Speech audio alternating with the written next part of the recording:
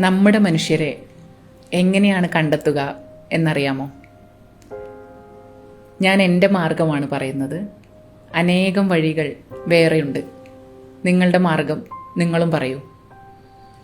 ദുഃഖങ്ങളിൽ തിരഞ്ഞു വരുന്ന മനുഷ്യരാണ് യഥാർത്ഥ മനുഷ്യർ എന്ന് കേട്ടിട്ടുണ്ടാകും അല്ലേ? പക്ഷേ നമ്മുടെ സന്തോഷങ്ങളും വളർച്ചകളും നേട്ടങ്ങളും കാണുന്ന മനുഷ്യരെയാണ് നിലനിർത്തേണ്ടത്.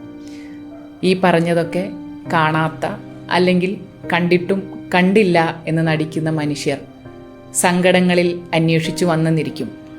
അതിന് എന്ത് ആത്മാർത്ഥതയാണ് ഉണ്ടാവുക? ഞാനിത് പറഞ്ഞുകൊണ്ടിരിക്കുമ്പോൾ എത്രയോ മനുഷ്യരെ എനിക്ക് ഓർമ്മ വരുന്നുണ്ട്.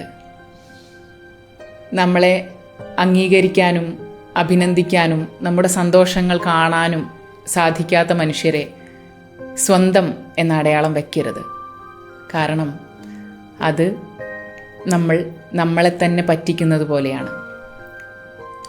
ദുഃഖങ്ങളിൽ തിരഞ്ഞു വരാനായി മാത്രം നമുക്ക് മനുഷ്യരെ ആവശ്യമുണ്ടോ?